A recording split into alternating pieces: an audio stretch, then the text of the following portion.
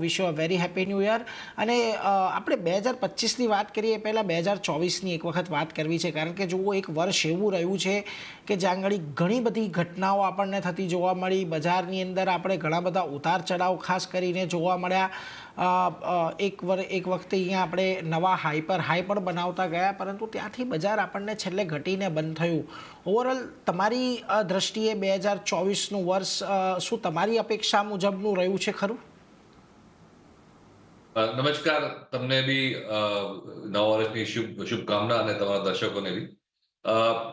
2024 નું જે સાલ હતું તે બહુ ઇન્ટરેસ્ટિંગ હતું. બે ત્રણ વસ્તુ આપણે જોઈએ તો ખૂબીઓ જોઈએ તો એક તો જે લાર્જ કેપ ઇન્ડેક્સ છે નિફ્ટી, એ લગભગ 8-9% ઉપર હતું. એ સેટિસ્ફેક્ટરી છે, બહુ વધારે ના કહેવાય, બહુ ઓછું બી ના કહેવાય. પણ એમાં જોવાની વાત એ છે કે આ 9મું વર્ષ હતું, કેલેન્ડર વર્ષ આપણે જોઈએ તો 9મું વર્ષ હતું જેમાં કે આપણને નિફ્ટી અને સેન્સેક્સના પોઝિટિવ રિટર્ન્સ જોવા મળ્યા. 9 વર્ષ બેક ટુ બેક ઇન્ડેક્સના પોઝિટિવ રિટર્ન્સ, ખાસ કરીને લાર્જ કેપ ઇન્ડેક્સના પોઝિટિવ રિટર્ન્સ, એ આપણે સેન્સેક્સની હિસ્ટ્રી જ્યાંથી 1979 થી ચાલુ થઈ છે, લગભગ 45 વર્ષથી સેન્સેક્સની હિસ્ટ્રી છે, 9 વર્ષ કન્ટિન્યુઅસ પોઝિટિવ આપણે કોઈ દિવસ જોયું નથી. તો આ એક પ્રકારનો રેકોર્ડ કહેવાય.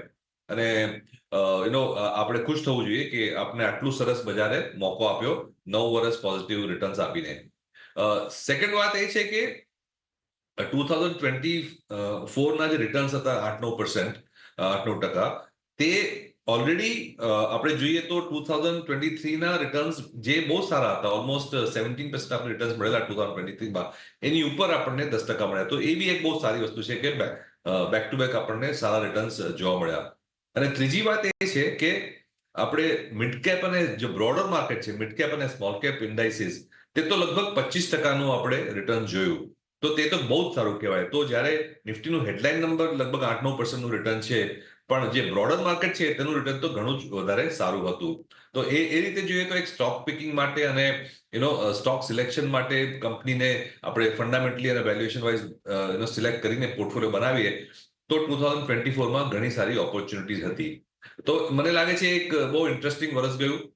સેક્ટરમાં બી ઘણા બધા ફેરફાર હતા. ફોર એક્ઝામ્પલ, જે એક હાઈ બીટા સેક્ટર આપણે કહીએ છીએ રિયલ એસ્ટેટનો, તે બેસ્ટ પરફોર્મિંગ સેક્ટર આપણે હતું, 38% ઓલમોસ્ટ રિટર્ન આપ્યા. તો એક હાઈ બીટા.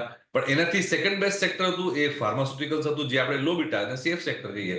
તો એક હાઈ બીટા અને વોલેટાઇલ સેક્ટરમાં બી હાઈ રિટર્ન્સ મળે આપણને, અને બીજી બાજુ ફાર્માસ્યુટિકલ્સ અને હેલ્થકેર જેવા સેક્ટરમાં બી આપણને સારા રિટર્ન્સ મળ્યા. તો એક ઘણું જ ઇન્ટરેસ્ટિંગ વર્ષ જેવું મને લાગે છે. અને સ્ટોક પિકર્સ માટે મને લાગે છે બહુ સારા મોકા હતા, અને તેવું જ મને લાગે છે 2025માં બી રહેશે.